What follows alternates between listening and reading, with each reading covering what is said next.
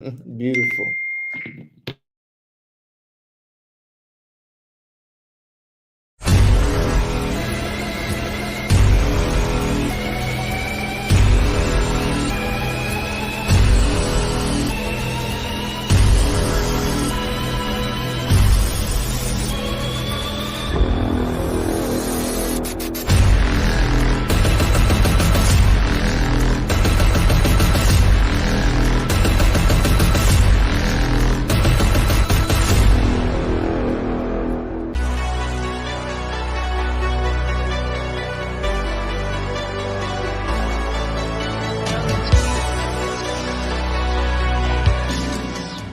Each of us has our own unique background and story of how we became a part of Chiefs Kingdom. Our reach is far and wide, with fans all over the world cheering on our Kansas City Chiefs. Everyone donning the red and gold has figuratively signed that mutual agreement and come together for one common purpose. For 76,000 of us at a time, to descend upon Arrowhead, man our stations, let out our loudest battle cry to the tune of 142.2 decibels, and make that stadium rock until our opponents beg for mercy. We are unrelenting in our pride for this city, these players, and this team. This is the show for the Allies, Arrowhead Allies.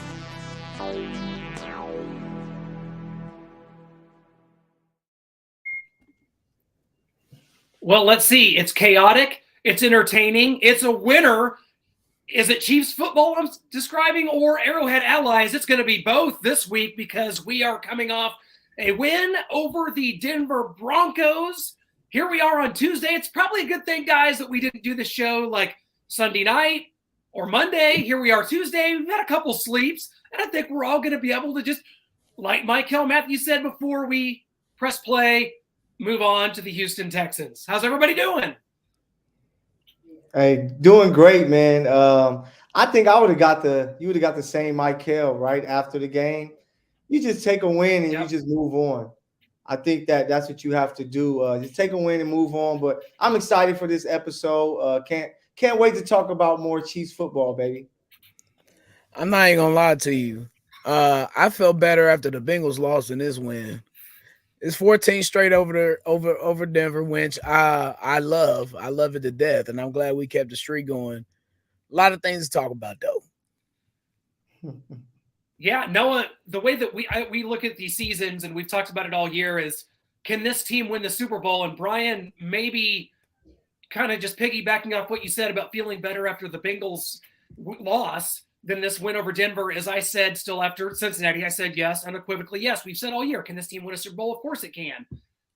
Doubts are creeping into my mind, Noah Groniger. Can this team win a Super Bowl? Because if you look at it, there's a row out there to hoe that includes the Chiefs beating the Chargers, the Bengals, and the Bills to get to the Super Bowl, maybe to play the Eagles. I don't like it. As of right now, I say I'm not sure. I don't know the answer. I would have said yes all year. I don't know right now. I don't know today. Yeah, I love this offense, how it's clicking. We've got the run game going. The offensive line's starting to play a little bit better.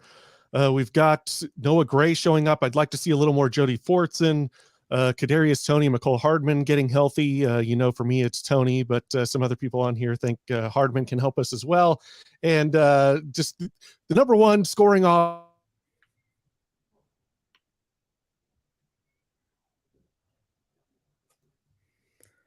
Oh, boy. I thought it might just be me. I was like, hey, I'm just going to let it play out. Noah, we've lost Noah for a second here. He is – Noah, we got you back there. I think it was McCole Hardman. That's what you give a talk about McCole. Yeah. He's a streamer, man. He might be on there right now using all the gigabytes. So can the Chiefs win the Super Bowl, Noah? Back to that. I don't know. This defense seems to be getting progressively just a little bit worse. The tackling, their run fits, and this pass defense. We're going to get into this as we go here, but Joshua Williams, we like these young corners. They just got to be out there learning. Well, Brandon Flowers and Brandon Carr were out there learning into a 2-14 season, and now we got these young guys learning into possibly what's going to cost us a Super Bowl. And I didn't sign up for this. I didn't want this. I wanted either Bradbury or Stephon Gilmore out here. They can learn more from him in the film room and stuff and still get some snaps, whether there's an injury or whatever.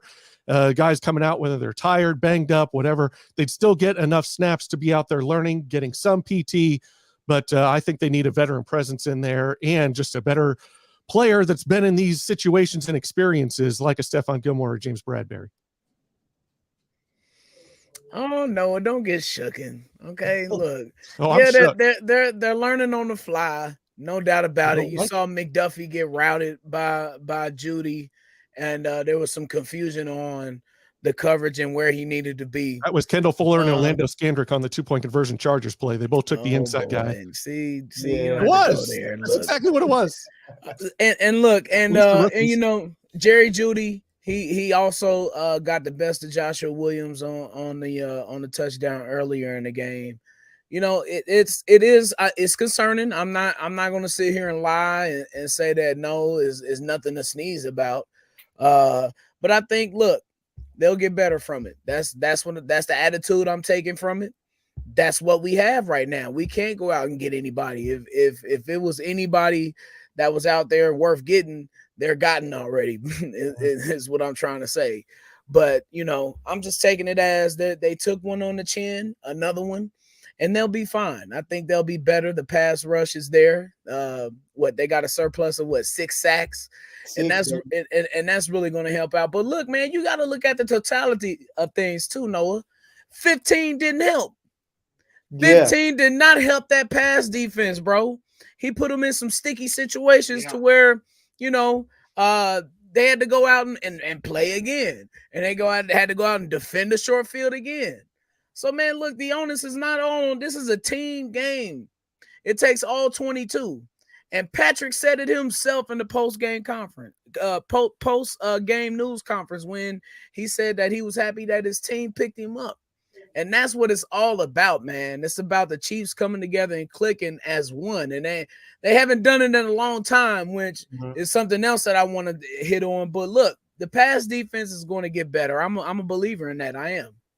What makes you believe that? We look at the numbers here and completion percentage. They're 26, last in touchdowns, giving up the most passing touchdowns, 28, 22nd yards per game, 23rd, only 8 interceptions, passer rating. They're 30th, giving up 100.3 passer rating. What makes you confident in this pass defense? Because I, for one, am not. Okay.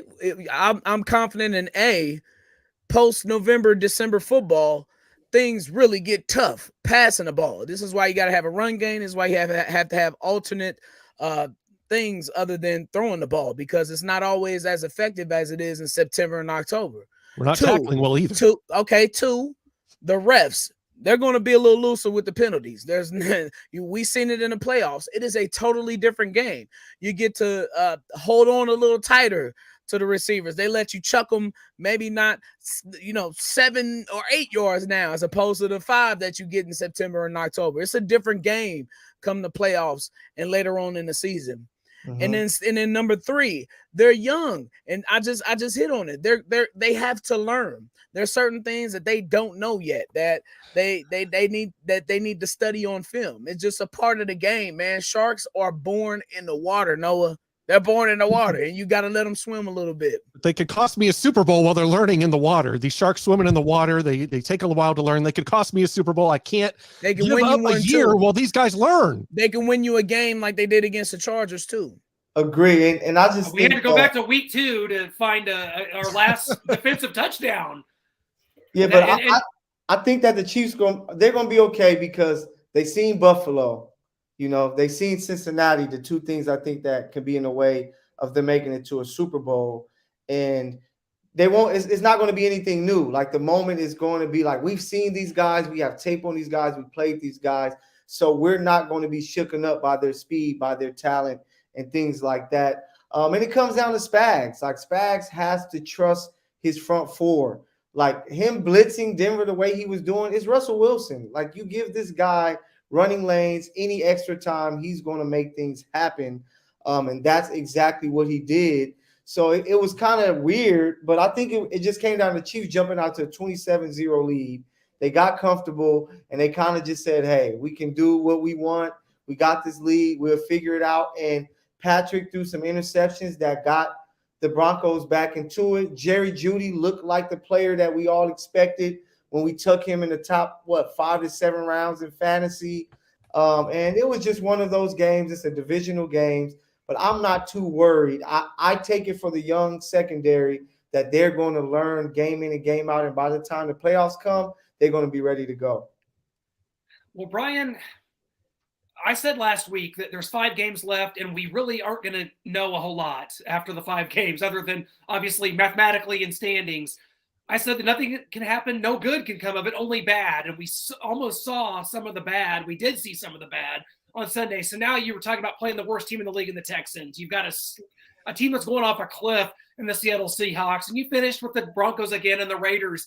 What can we learn? What can these last 4 games teach us and get us, onto a positive trajectory going into the playoffs? Because I think a lot of people are just going to go into it looking at look at these matchups. What if the Chiefs, for instance, have to play the Chargers as the 2 seed?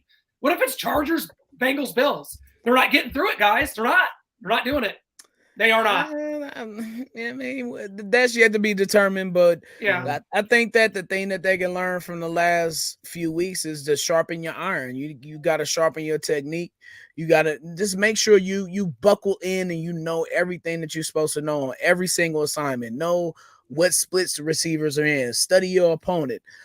Just kind of sharpen your iron a little bit coming up towards the playoffs, man. Look, it's going to be a lot of teams that's going to try to play spoiler for the Chiefs. And let's not take for granted. Let's hop on that real quick because, Denver they're not a good team, offensively at least. Defensively, they got some ball players over there. But don't underestimate the pride of a man, the respect of a man. They heard all week long about how the Chiefs been whooping their ass since 2015. That was the first week of my morning show that I'm still on now. So that was a long time ago. That's 7 years ago. That's 7 years of ass whoopings back to back to back to back to back to back to back. They're tired of hearing that. All right. And the Chiefs got comfortable and they saw a soft spot. But with that being said, these teams are going to be aiming for the Chiefs. All of these teams, they're going to have something to prove. You see those linebackers, they were cutting in. They were taking a little gamble, and Patrick paid the price for it 3 times with those interceptions. So, you got to sharpen your iron coming down towards the playoffs and trying to make sure that you're in a certain rhythm that you know what you need to do coming up towards your opponent. And I kind of like the way that the schedule is looking. Brian, you're talking about, sharpening the iron. You have matchups other than the Texans matchup. You have a matchup against DK and Lockett there for the young corners. Then you get Denver once again with Jerry Jeudy, and we saw a few of the weapons that they have. And then you finish the season with a Devontae Adams. So they're going to have seen everything when it comes to really talented wide receivers to where they're not going to go into the playoffs nervous at all. I think they're going to be ready to go, ready to play. The Denver game, it's a divisional game. No matter what you say, it's a divisional game. Those games always find a way to be tough, and the Chiefs were able to take care of business. We remember last year it took Melvin Ingram, the big hit, for the scoop and score for Nick Bolton for them just to win that game. So it's always tough in a divisional game, and you just with a victory and healthy, and the Chiefs did exactly that. They are. Yeah, and before we kind of move on from this and talking about this defense and kind of what's going on down the stretch, and we were just talking about the corners, you Shaggy Shane fans out there, he couldn't join us tonight, but he did send us in some videos. He's here in video format, and he's got one about the secondary and kind of their struggles and what he feels about it. So let's take a look at this, and we'll come back on the other side. Something that we're going to have to accept. It's something that we're going to have to digest. It's something that is likely is that the Chiefs could lose in the playoffs because of their inexperienced rookie cornerbacks and safety Brian Cook. They are giving up big plays, but they have to learn from it. All 3 rookie cornerbacks, Trent McDuffie, Joshua Williams, and Jalen Watson, gave up touchdown passes to one guy, Jerry Jeudy. And I wear this Joshua Williams jersey proudly because I seriously believe he's got a bright future. He was on a Good Morning Football, if you look up on YouTube, a month before the draft, and they were talking about him going to a small school, in the HBC and everything he's come from, and he's intelligent. So you hope these kids can learn, but we have to be real, guys. The Chiefs' defense is in flux, and not too many teams throw out that many rookies and go far in the playoffs. The Chiefs' defense is going to have to be great in the playoffs. We're asking these cornerbacks to make Herculean effort to play great against some great opponents. But we also got to look at the fact that the Chiefs may lose in the playoffs with rookie cornerbacks.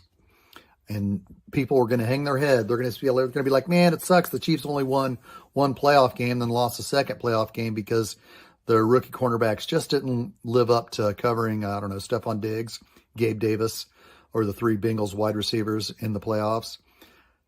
We got to come to the realization that that's a possibility. I know Noah doesn't like it because of the fact that he said we didn't have to go to this youth movement. We could have got Gilmore, this, that, and the other. But the Chiefs are going youth with their future, and we have to accept that, and we have to, I won't say embrace it. Maybe if we win and these rookie cornerbacks are great in the playoffs, because I really believe these rookie cornerbacks are going to be the foundation for many years to come.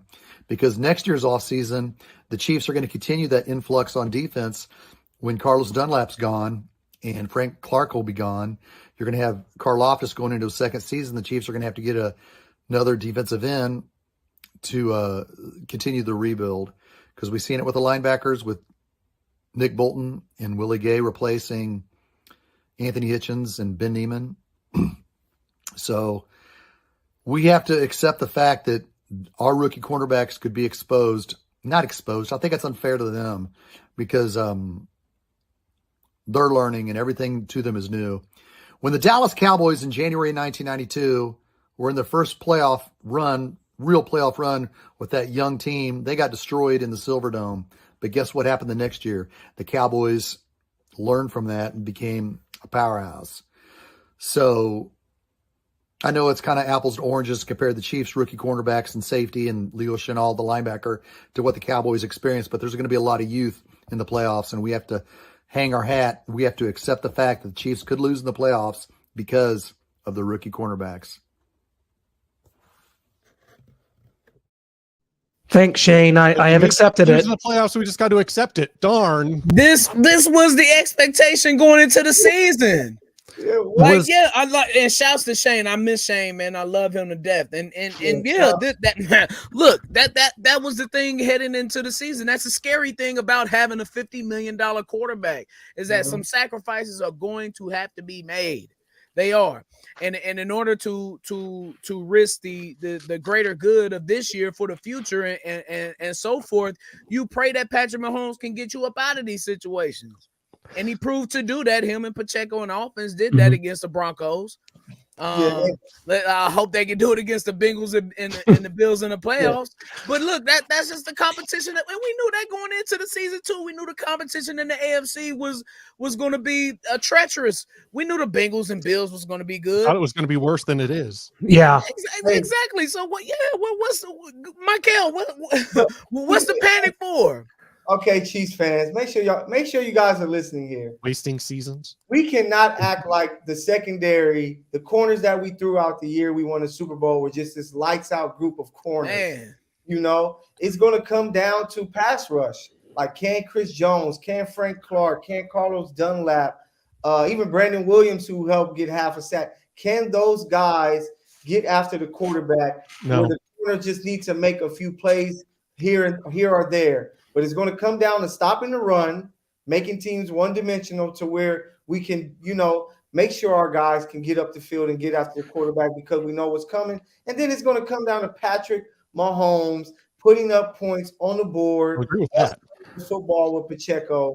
So I'm not in a panic at all. We like Brian said, we came into the season expecting that we're going to have a young secondary, that some things aren't going to look too great, but it's going to be everything else around them that's going to have to step up to help them the rest of the season. And look. We were up 27-0 on these guys. We I don't know if that's good or bad. Come to the end it's great, there. Noah. Yeah. If Patrick Mahomes don't throw 3 interceptions, this is a totally different. We talk about the Broncos for 5 minutes, and we move. Maybe we don't move on to the Texans. Maybe move on to something Yeah, else. exactly. But yeah, it's a different game, man. Is my point. If Mahomes doesn't throw those 3 interceptions, And also, if they don't just give they let Russell Wilson cook, they let him score just 28 points, and Jerry Judy's going off. Michael said, just, oh man, this is the Jerry Judy we've been waiting to see for just years and years. He's been silent, gone. I don't know if this is going to work out for him in the NFL. Just play the Chiefs and you'll get healthy, Russell Wilson. Not only that, he's pouting, and I thought it was like the end of his day. Like, he's out there throwing his helmet off. Don't know how there wasn't a penalty. He's not going to be suspended, but he will be fined. Fines, yeah. I mean, to see it 27-0, to see the frustration of that, the Chiefs getting the ball back up 27-0, and to see where it went, especially when you talk about a defense that did register 6 sacks and got 2 turnovers, which has not been the MO of this defense at all. And to see where it went, maybe we can just chalk it up to it was a very strange series of strange occurrences that led to the final score being what it was. The game was never in doubt. Yeah. I never thought it was in doubt like this. It's over. We're going to lose this. It wasn't that. I think there's a lesson to be learned here. And it kind of showed, it happened last year in the AFC Championship where Andy Reid just has to learn to hand the ball off. Like, you're up 27-0. It's over. He's not going to do it. You get the ball back, and then you're trying to have Pat go down, and he's passing the ball. Just run the ball. Pacheco is running over guys and falling forward. If we get a 27-0 lead in the playoffs, and we're still trying to pass, I'm going to be so pissed off if we lose a game like that. Get pissed off now. Save yourself the trouble. Just get it out of the way before Christmas. The team ran the ball 12 times in the second half. 6 of them were on the final drive, salting the game away. So Michael has a good point. That's the bigger concern right there. I'm like, the pass defense, okay, cool, whatever. The play calling, man, that's what makes me mad. And I know, Noah, I get it, man. I know you're gonna say, it's Andy Reid, blase, but it's so frustrating because it's like the answer is right there. Yeah, it's right there. You have a workhorse. The man wants to run the ball every damn play against an 11-man in the box defense. Yeah. Like, give him the damn ball. I don't get it, man. It's so frustrating. And then the other frustrating part is your offensive coordinator is a former running back. So it should be some that tells you who's really in charge of the offense and calling the plays. I guess, man. But yeah, I'm like you, Michael. But I will say this though. I did love the way how Andy Reid used Jerick McKinnon, Jamal Charles style in that game, man. It was brilliant, and it's just going to add on to the weaponry that we have when 19 and 17 comes back. Props to McKinnon for sure, guys. I want to kind of switch up a little bit here because we brought this up on our pregame show here before the Broncos game, and this is didn't come to fruition because the Chargers did beat the Dolphins. The Chiefs did not clinch. They can do so on Sunday. They are, just get this out of the way, they're the AFC West champions. And when that happens, guys, did anyone realize that the Chiefs will tie the Raiders, Broncos, and Chargers 60 years of the AFC West, and it's going to be 15, 15, 15, and 15 here probably on Sunday. That is unbelievable when you think about the history of this division and how far this goes back to the AFL and the rivalries back to Al Davis and the Chiefs had to win 7 in a row just to climb back up here and get even with things. I love it. Yeah, I was paying attention to that a few years ago. I was like, wow, we're really behind the pack on these AFC West titles because and look at it before Marty. Before Marty, we had one? Because we went 20 years from 1971 to 1993, 22 years without winning one, which is unbelievable. Yeah, we needed some get back. And you know what? It's the golden era of Chiefs football. And, we gotta cherish these 14 straights, these victories, these AFC West titles, because, these division titles are not easy to come by. Yeah, as we see on the graphic. They're not, man. And this is greatness at its finest. I think only if they win their 7th straight AFC West title, I think they're only trailing the Patriots, with their dominance on what they did. And so, look, we're talking about the Steelers in the 70s who ran at the time the AFC Central. Mm-hmm. We're talking about the Niners in the NFC West in the 80s and the 90s when they had the Falcons and the Saints and the Rams and the ass they used to kick every year, and then later on the Panthers was thrown in there as well. So and then now I think this is probably more of a feat for the Chiefs than those other teams because maybe the Steelers had to deal with the Oilers a lot of years, had to deal with the Browns a lot of years, the Bengals in there, yeah. So, but still, be that as it may, you've had to deal with these three this year, and in the previous years, the Raiders and they haven't been the best lately, but still the competition that Patrick Mahomes is facing in the AFC West is a little stiff. He has to face off against Justin Herbert twice a year, and you saw him slanging it against the Dolphins. But be that as it may, appreciate these 7 straight AFC West titles that the Chiefs will hopefully wrap up here next week against Houston. Yeah, but I guess I'll go to this with Andy Reid and his play calling, maybe not running the ball and kind of salting the game away, and this defense. And we've talked about the pass defense, and you guys, not that you're okay with not winning a Super Bowl with this pass defense, but you're like, this is what we have. They're learning. They're out there. If it happens, so be it, I guess. But my question to you is, what would you consider a success at the end of the Mahomes era? Because if we're just giving up Super Bowls here when we have to be winning them, we haven't closed the deal, whether it's 2018 when we could have beaten the Patriots and played the Rams, the Bucks, we went in with an injured offensive line, and that was just a mess. And then last year with the Bengals in the AFC Championship game, should have been able to salt that away, couldn't do it, so we gave up another chance. What do you consider success? I guess how many Super Bowls or awards that Mahomes has? What would you consider a success, or what would you consider a disappointment at the end of this era?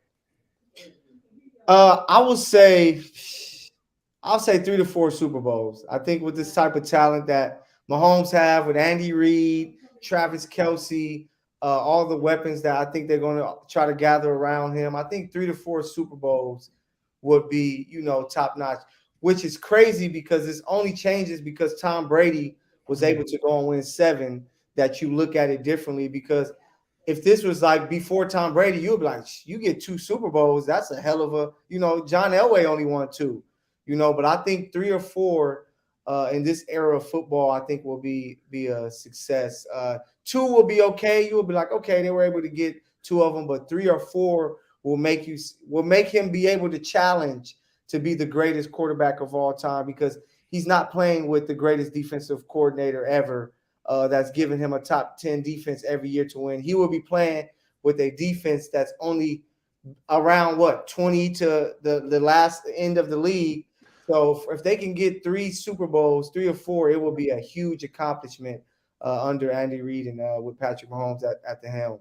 Yeah, 3 is my number as well. 3 is my exact number, to be exact, because man, we know what we thought going into this, and it's probably unfair. Chiefs fans heaped too much expectations on what this was going to be.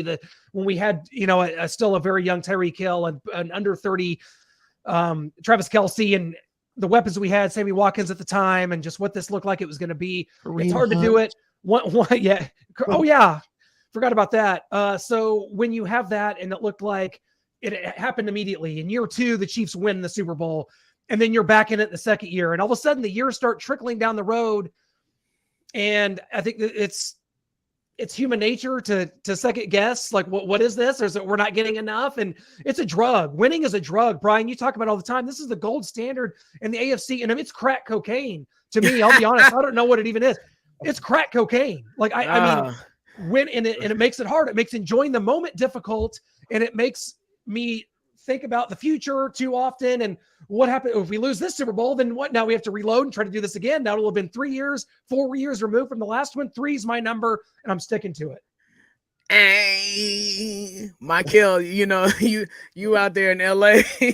Hey. You out there in LA by Freeway Ricky Ross, you know what I'm saying? Yeah. Just make sure you keep Clinton far away from South Central as much as you can, okay? Because he talking about crack cocaine on the show, fam. All right, look, I kind of look at this different, man. I kind of already look at it as a success. I honestly do. I'm not Noah, I'm not satisfied with just 1 Super Bowl. I'm not. Just as a competitor and as somebody who wants to squeeze as much juice out of the orange as possible. I think there's a lot of juice left. We don't know what the future holds, but I think that, you know, if we get 7 straight AFC West titles, that in itself, the Super Bowl, the MVP, you know, they damn near flirted with being undefeated in 2020. You know, just Patrick Mahomes is just rewriting the history books in Chiefs history right now. Like, everything is going to have his name on it. And I think that in itself is a success. Now, on a national scale, will people be, you know, looking at Patrick Mahomes as Aaron Rodgers Part 2? Okay, whatever. But the fact that, you know, he did that for this city, I'm appreciative of it. But I want as many as possible. You know, I want Patrick to get 8 Super Bowls so he can top Tom Brady, all in a Chiefs uniform though. Nobody else. Like, can you imagine like Patrick Mahomes going to like the Cowboys? Yeah, that's sick. And doing that for them. Oh God, he would love. I would like it for him, you know, because he's from that area. He probably more than likely, Patrick Mahomes probably grew up a Cowboys fan. I think he said he did. Yeah, I think so. But yeah, I would be happy for him or whatever. But I want them 8 Super Bowls. He has 7 more, all in Kansas City in Chiefs uniform. And I never want Patrick to leave the Chiefs, by the way. Hey guys, you know what it is, right? Like, I want you guys to welcome to the club. Brian, you're already there. The Chiefs are pretty much like being a Lakers fan. You know, as a Laker fan, every year you have a superstar or 2 on the team is like championship. Anything less is a failure. You know, that's why out here in LA, we're giving LeBron such a hard time, because it's like, hey, you're supposed to be this guy. We need championships. And that's what it's like today being a Chiefs fan, because we have 15 back there that every year he doesn't win a Super Bowl, it's going to be a disappointment. So how many ever if he can get a couple more, that will be ideal. And that's what people are going to look at, because he's that talented of a guy. Yeah, and you guys got Russell Westbrook kind of messing things up for you. Maybe he's found a role as playing better man of the year. Yeah, playing better. Okay, he is. But you guys have Russell Westbrook. We have McCall Hardman screwing things up. So it all works out. Man, if McCall Hardman was playing on this team the other day, the Chiefs would have won that game 42-0. All right. And I have no words for what you just said. Are you saying, okay, look, put your football glasses on, Clinton Noah. Come on, man. Come on. In the red zone, with the struggles that the Chiefs have been having in the red zone, you don't think McCall Hardman would help out just a little bit? I think he can help out in that regard. I do. Tony would help out more, and I don't know where this 0 comes from. Like, is he playing corner? Is he a better corner than Joshua Williams? Without those 3 interceptions, perhaps there's another play that's called that, you know, how are there not going to be interceptions with McCall Hardman out there? He's not running routes and catching footballs. He's getting the football behind the line of scrimmage. Saying, bro, if McCall Hardman was playing, that would have been a stomping in Denver. The better question is, what's his health situation? It's been one of the most, I don't know, underreported injuries I've seen of a Chief, and maybe since Eric Berry, when we were shrouded in mystery about him every week. McCall Hardman has been on IR with an abdomen injury. I don't know what that means. I don't know what that is. Was there an appendicitis involved? I'm lost. And I don't know when his IR time is up. Are we ready to roll? What's going on here? I mean, you want to save your weapons, man. You know, you don't. Why rush them back? Why? Yeah, I mean, get them. Trying to. I mean, I know what you mean. Get him some run later on against, you know, Seattle or something. He was actually on the sidelines for the game, and he was, you know, chest bumping Pacheco and all this other stuff. So, I think he's on the road to recovery. I think they're just trying to preserve the weapons for the playoffs. Yeah, and then you get some run for Justin Watson. You get some run for Sky, just, you know, so you can have that depth. But I think he's going to, like they said something, I saw, even he was on Twitter, like, you know, he's close. So, you know, as long as do we need him for the Texans? No. Do we need him to beat Seattle? No. Do we need him to beat Denver again? No, we're going to be at home. So I just think that you want him to be 100%. And then, you know, it's a contract thing. It's like, we're not going to have you play, you know, so we give you a smaller number in the off season. So, you know, I think not bad. He's going to get a big number, Michael. Like, you can kiss McCall. These are the last few games he's going to play with the Chiefs because A, his number's going to be too high. B, the Chiefs are not going to want to match it. And there's your wide receiver factory, aka the NCAA in college football, That's the thing with McCall. I love him to death, but he's kind of replaceable though. He is. Not just replaceable. I think we got a better player in Kadarius Toney if he can stay healthy. That hamstring is worrying me after having Hammy Watkins on our team for several years. Oh no, we'll see. We'll see. Rick You got to talk about Travis Kelce here. 5th tight end all time with 10,000 plus receiving yards, even though he the GOAT. He's the GOAT into the game and was kind of lost, dropping footballs. I don't know if the fumble carried over from the Bengals game into the Broncos game. He's the GOAT. 7th straight season with 1,000 yards receiving, extending his own record by a tight end. So got to give it up to Kelce. 2 rough games, the fumble, and then just looking disinterested, not focused, whatever it was. Yes, on Sunday.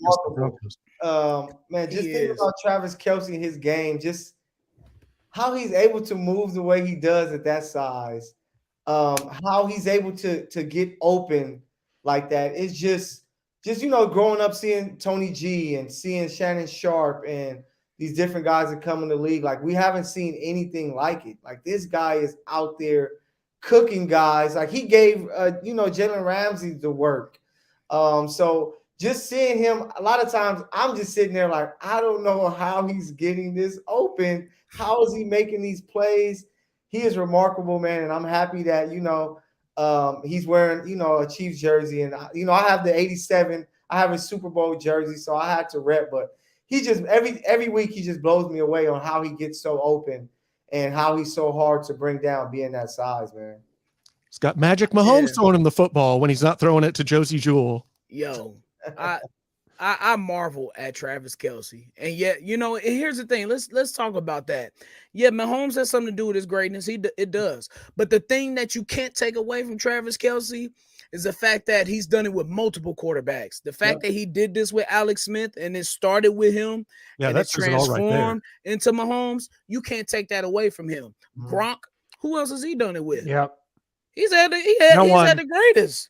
Like what we talk about here? Gronk to me, Garoppolo for a couple games.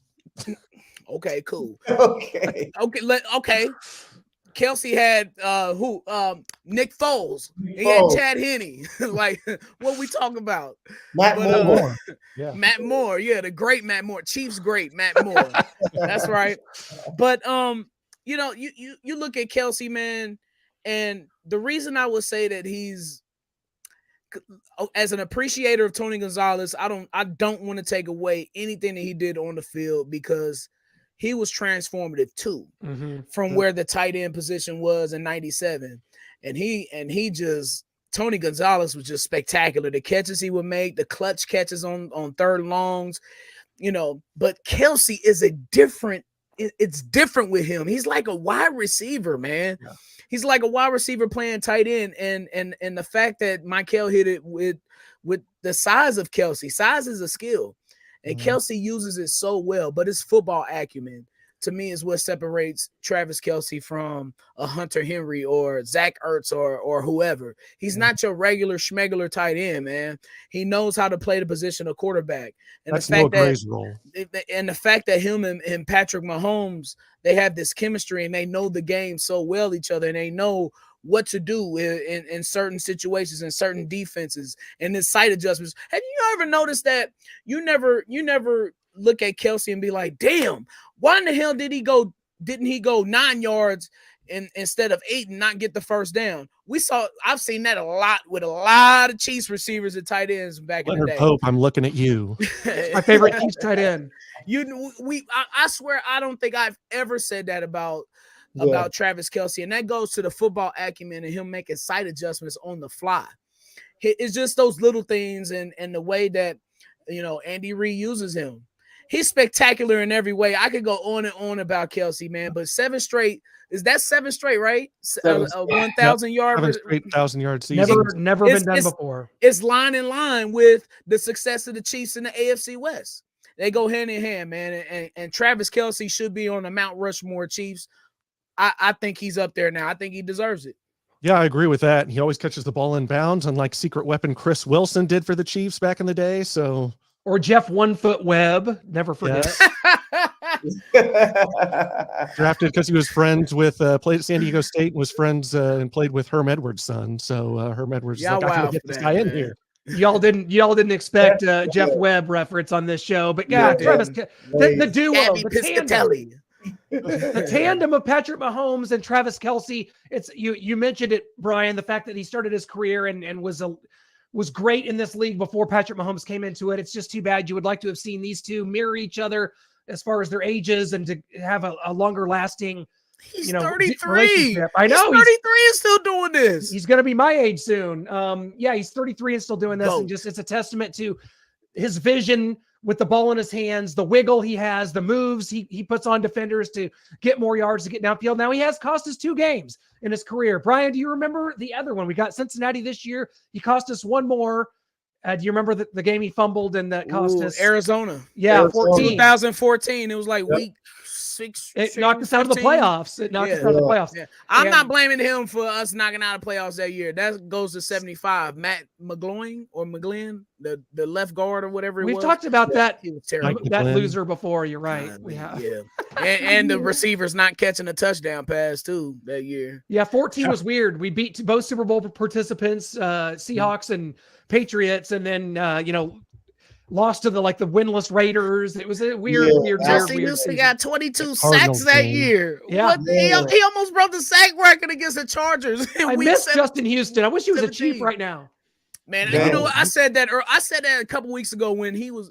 Man, look, he was destroying. I can't remember what team he was destroying, but he was getting after it. And I was like, we can use him right now. But the pass rush looks good right now, though. Well, beat up Broncos line. Russell Wilson holding the ball, not sure where to go. But... They could have not got there.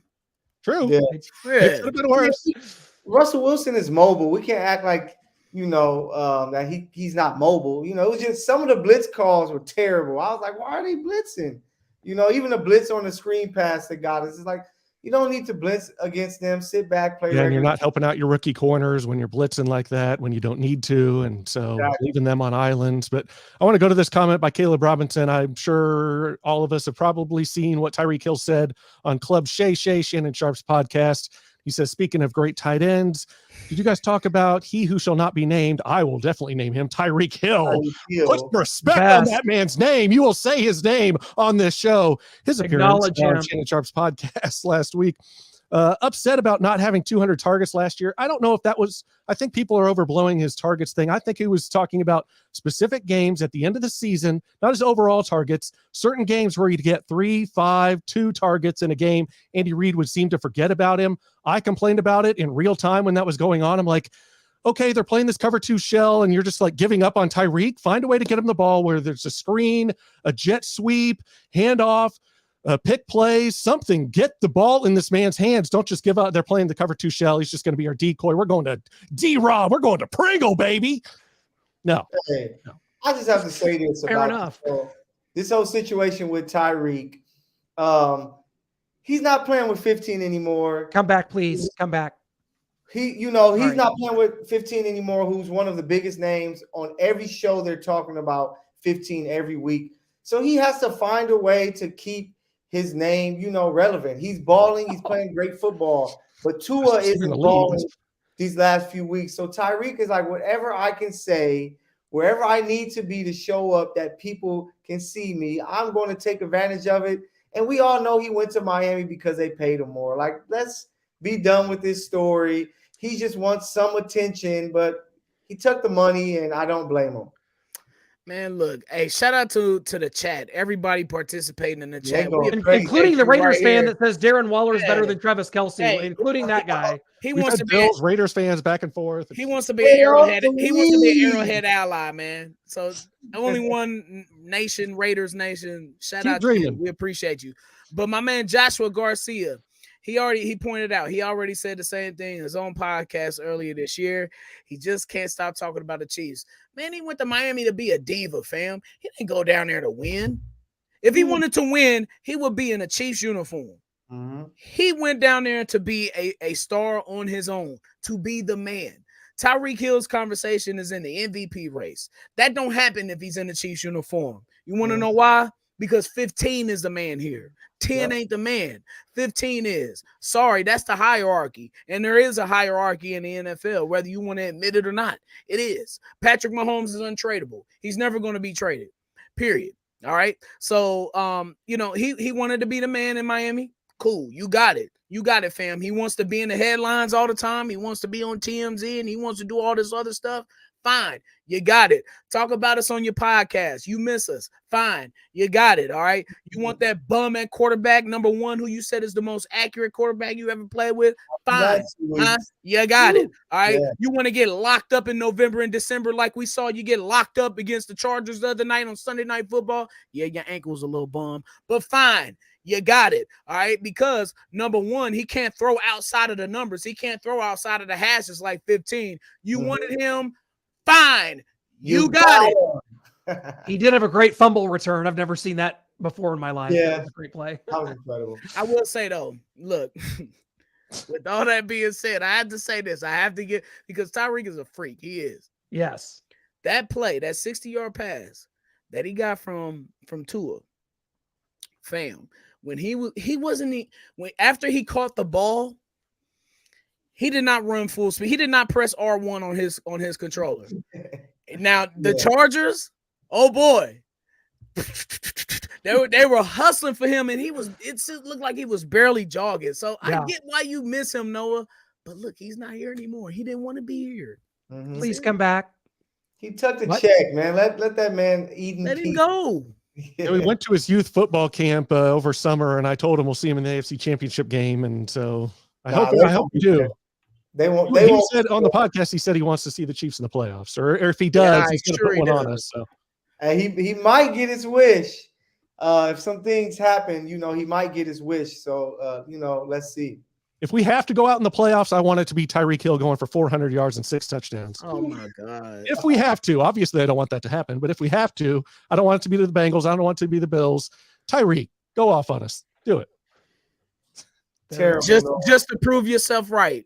Terrible. You must be a. I am right. You must be a Virgo or something. We're back to the signs again. Noah's birthday is in like a few days, man. It's going to be. I've got a Texans birthday, baby. Oh, Capricorn. You a Capricorn or Sagittarius? Sagittarius. Okay, all right.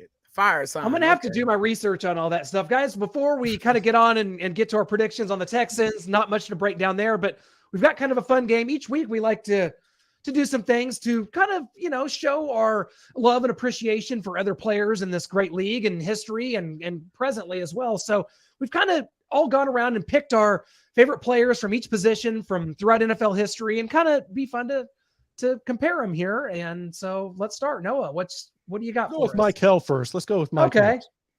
So with my team, I kind of was like, if I can build the perfect roster, who would I want to be where, I was going to go Patrick Mahomes, but I think that's really Michael. What do you mean? This is like it's similar to mine.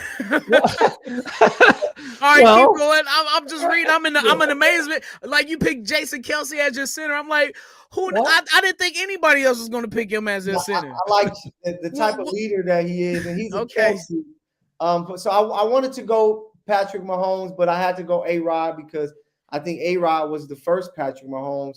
Marshall Faulk is probably my favorite NFL player ever. So he had to go there. Then Lorenzo Neal, he gave us problems opening up holes for LT. Randy Moss, Tyreek Hill, I always call Baby Moss, so he's there. I got Ogden. My O-line has to be A1. And, on defense, I'm a DB guy. So Ed Reed and rest in peace, Sean Taylor. I think that guy would have been one of the greatest. And then Seawood and prime time. And then, see those lines. My team, I can put up against anybody, and I think we can win. So I like the team I created. I mean, Reggie White, one of my favorite defensive players of all time. You can't go against that.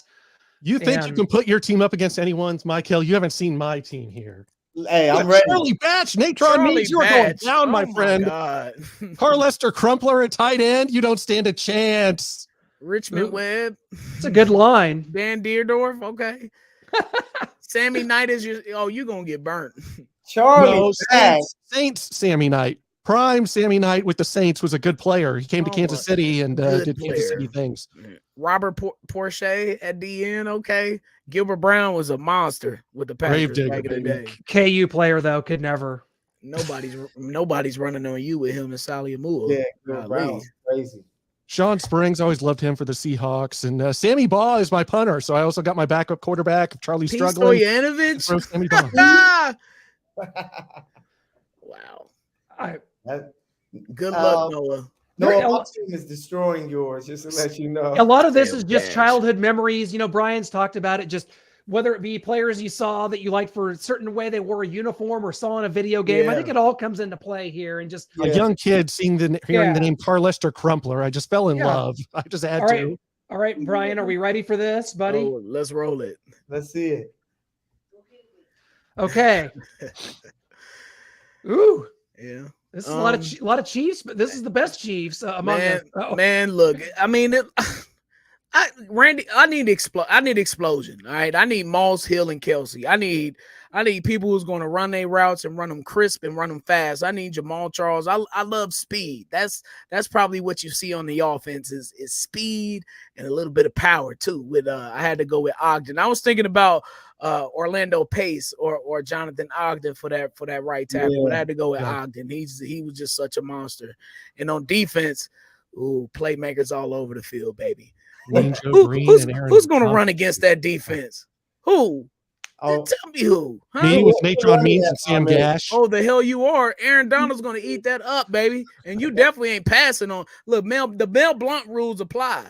Okay, we'll chuck you all the way down the field, baby. And we're going to knock your head off. Yeah, you might get decapitated with Ronnie Lott back there. And if you throw the ball, I got two of the best playmakers in the history of the National Football League with Dion and Ed Reed. What you want to do? We don't like Champ Bailey. I have a no Bronco and no Raider policy.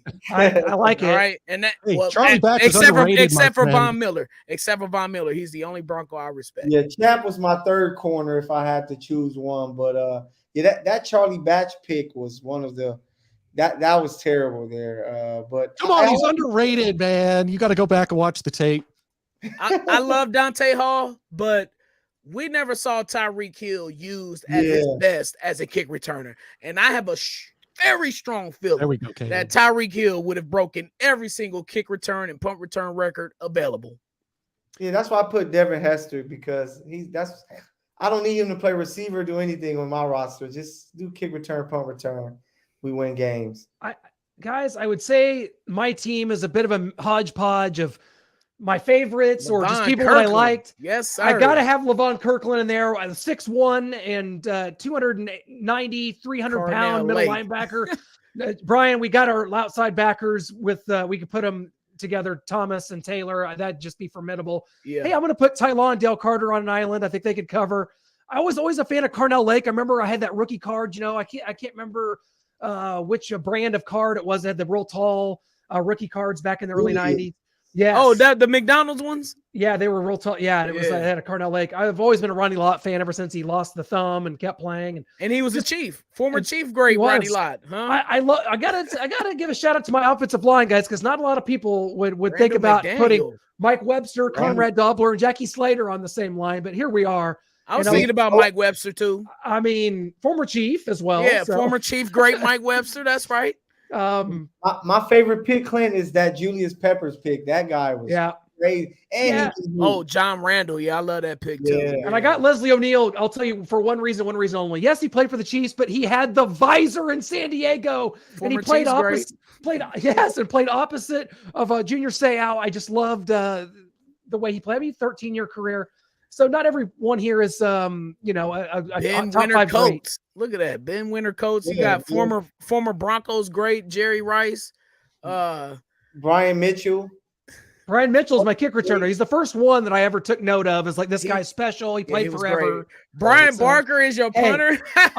You know what? I'll tell you why. I saw Brian Barker play basketball. Yes, the Chiefs used to have a basketball team in the early 90s, and Brian Barker was one of the two best players. He and Tim Barnett saw them play at a youth charity function Brian Barker was legit playing basketball, and I always liked him as the Chiefs punter. So that's Larry fun. Good Center. teams, guys. That's just How some good come stuff. Clint and I didn't Yeah, have I love Tyreek that. Hill as our receiver, but you two did? You two guys that wanted him out of Kansas City. He could be in Miami. Forget We you. didn't say we want him out. We He didn't want to be here. Yeah, And if you don't, you gotta leave. he wanted the bag. But I gotta go right now. Now No, you I can was go. giving If him you the don't want to bag. stay, you can go.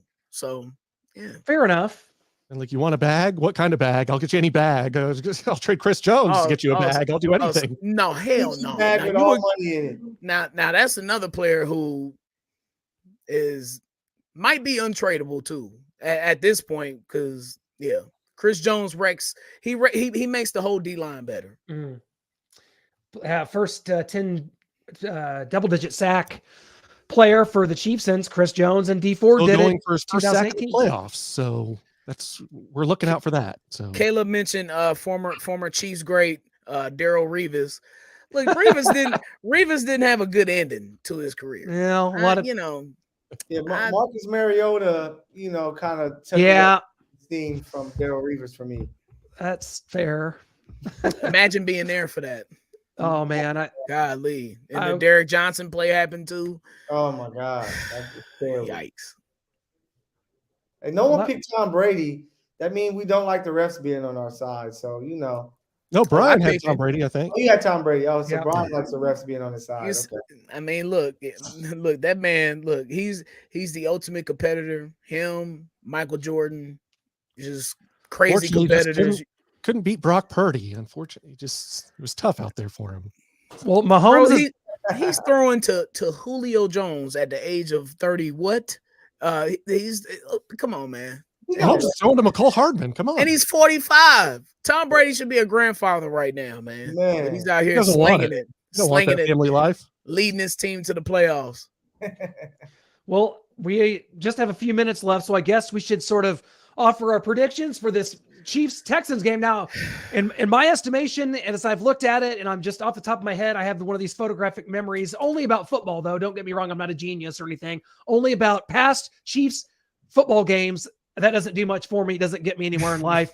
But for this moment right here, I'm built for it. In my thought process, the Chiefs have not played a team with this few of wins in December and beyond in the Patrick Mahomes era, perhaps not even in the Alex Smith or Andy Reid era. It has been a long time since the Chiefs have played a one-win team in December. This may be the worst team the Chiefs have played, this late in the season in quite some time. So this Texans game, we know they give the Cowboys some fits. They hopefully blew their wad on that effort. And I think this is just going to be one of those games the Chiefs finally have a little bit of a party and win it something like 34-13. I think you all going to hate me for this. No. So I can't my heart. So I play a lot of Madden, and the first game of the week that I play is against the upcoming opponent. I played that game today, and the Texans got out to a 20-7 lead on me. Okay. Well, I'm noting that. I'm noting it. It was at halftime. I locked in, buckled down, and we won the game 21-20. That's what I'm going with. If that happens, 21-20 Chiefs win. If that happens, the media airways will be crazy talking about the Chiefs and Patrick Mahomes, but it's not going to look like that at all, everybody. It's going to be a blowout. Hey, you guys remember on Space Jam in the first half that the Toon Squad was getting beat so bad that the scoreboard couldn't really show the score? That's what we're going to see on Sunday. It's going to be really ugly. I think the wake-up call was the Broncos game, and then, they were able to look at tape like, hey, they gave the Cowboys some run, so we're going to have to get out there and play. So I think the Chiefs are going to smack them up. I'll say 38-14 Chiefs. 38-14, I like it. Okay, the Bengals should have been a wake-up game, by the way. Well, so should the Colts, and yeah. Well, Clint, they're not going to go. Come on, man. They're not. They're going to have more than one loss. Come on, man. This is the National Football League. Yeah, we're going to have more than one loss. It's just shouldn't have been that one. I'm with Tom Hood. I don't trust the Chiefs to blow out anybody. I don't. Well, then we have a problem here. I think this could lead to a bigger issue. Just win. Get the W. We care about the alphabet, not the numbers. Get the W. You mean this isn't the college football playoff or the BCS style points don't matter? Right. Exactly. Okay. But I think they blow out the Texans. I think this is that one game that they smack up the Texans pretty good. Noah, please. I would have said that last week with the Broncos, but it didn't happen, and so I probably can't say it this week. But we've also got Shane's prediction to go to. It's only just a little over a minute, so not as long as some of the others. Shane, let's hear it, Shane. Let's hear it. We miss Shane. Yeah, we do miss Shane. We hope he comes back soon, but I'm just going to go 37-20, and that I won't give kind of what's going to happen to the Texans. We just got to come out with the W, like Brian said. I hope it's impressive, but I don't think it's going to, even if we win 21-20, I don't think it's going to have any saying on what happens in the postseason. Like, oh, we barely beat the Broncos and Texans. Now we're going to get blown out by the Bengals or Bills, or Clint's also scared of the Chargers. I had a feeling that the Broncos game was going to be a little tougher than we thought, just because they were just playing with house money. They've been beat by the Chiefs so many times. Russell Wilson is just like, can I do anything right? That I kind of knew something weird was going to happen. I just knew they wouldn't lose. With the Texans, they're at home. The Chiefs aren't going to let this be a close game. Like, if I would be shocked if they do. I might take 20 shots of Hennessy if they make this a close game. On the air on Arrowhead Allies. Hell no, we ain't gonna do him like that. Hell no. I am. I'm not even gonna allow you to do yourself like that, Michael. I'm your It's not gonna happen. I'm not worried. Yeah, you need to back out of that because it could happen. I'm not gonna be shocked by anything. Yeah. No, not really. That's fair with this team, but let's get to Shane. They played against Dallas. I did see what they did to Dallas. It almost came out with the W, and they've got a stronger defense than we do, and they were in that game to the end. So we'll see what happens. But let's get to Shane's prediction. We'll come back on the other side and see you guys out. This Sunday in Houston, the Chiefs should win, and they should win by more than 10, but that seems to be a problem with Andy Reid. Andy Reid doesn't like to blow out anybody. I mean, there isn't anybody worse at blowing anybody out or hanging on to a big lead than Andy Reid. It just doesn't happen with Andy Reid as a head coach against anybody. I could sit here and say Andy Reid blew this game, blew a lead big here, blew a big lead here. It's kind of weird. Andy Reid's kind of like, you got to take the good with the bad. The good's really good, but the bad is really bad. And Andy Reid just for some reason cannot keep his foot on. I know Patrick Mahomes will say, well, it's his fault. He threw the 3 interceptions that brought the Broncos back into the game. They need to run the ball more. If the Chiefs run the ball more, play boring football, the Chiefs should win at least by 10, 30-20. I'm going 30-20 Chiefs. The Texans, they started 2 quarterbacks last week against the Texans, and they almost won. I don't know if the Texans are going to keep that 2 quarterback approach, but Chiefs better be ready because the Texans are 1-11-1. The Chiefs are favored by a lot, but I think that they will fool around and the Texans will confuse the young defense, but the Chiefs will win 30-20.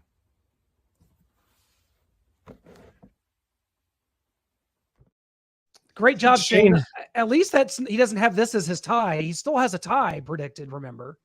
Yeah, it's coming somewhere. Is it the Raiders the last week to try and help Michael's Raiders get into the playoffs, or what are we doing?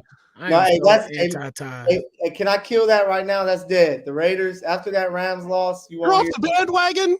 Oh, yeah, I'm off the bandwagon. I'm done. That car has stalled, and I am done. So no more Raiders to the playoffs. Sorry, only one nation, Raiders Nation. Who's out? It's very difficult to say. We can't. Can that guy please shorten the name up or something? Yeah. But he's been talking crazy and reckless all show. Your Raiders aren't making the playoffs. Thanks for letting me down, guys. Raiders fans, they just canceled all shows, so he's just got to come and find some Chiefs show to come be a part of. And I think Shane had a little PTSD episode there. He's like, man, with Andy Reid, the good is really good and the bad's really bad. Oh boy, it's chaos. What I say at the beginning, it's chaotic, it's frenetic, it's entertaining, but this team's taken on the personality of Andy Reid. He's a very free play type of coach. You go out there and you be yourself and you do what you do. And there's not a lot of dare I say, discipline involved, and that's worked well. He's one of the top, probably 10 coaches in NFL history. So who am I to question that? I mean, it gets the job done. It doesn't have to be a Bill Cowher type or just Bill Belichick or something to keep these guys in check. They do what they do, and they. But he can get like that though. He Reid gets pissed off. Like underhandedly. Don't get it twisted. It's behind closed doors, Yeah. That's where it counts. I think Justin Reid felt that after the Bengals game. And then went and said something after the Bengals game anyway. Yeah, he sucks. Hey, it's all about one thing, man. Just shout out to the late great Raider owner. Just win, baby. So long as they win, I'm happy with it. Yeah. I don't know if we can take part in that, Michael. I don't think Right, exactly. I felt some type of way about that too. I'm not finna producers, can we too late to beat that? Or it's hit. We're 3-second delay. So it's still they still heard it. They just heard it. They just heard just win, baby. Oh man. Guys, thanks so much for joining us here on Arrowhead Allies. These are the best allies, and we miss our other ally, Shane, of course. Hope to have him back soon. Guys, next time that we're here, we're going to be celebrating post Noah's birthday. I always love it when it's Noah's birthday. That means he's my age again, and that makes me feel just a little better about that's why I knew it was something. Being so old. Love it. Go Chiefs. Absolutely. Let's get this victory. 21-20. It doesn't matter, says Brian. Just get the W. It's about the alphabet, not the numbers. Let's go Chiefs. Get the dub.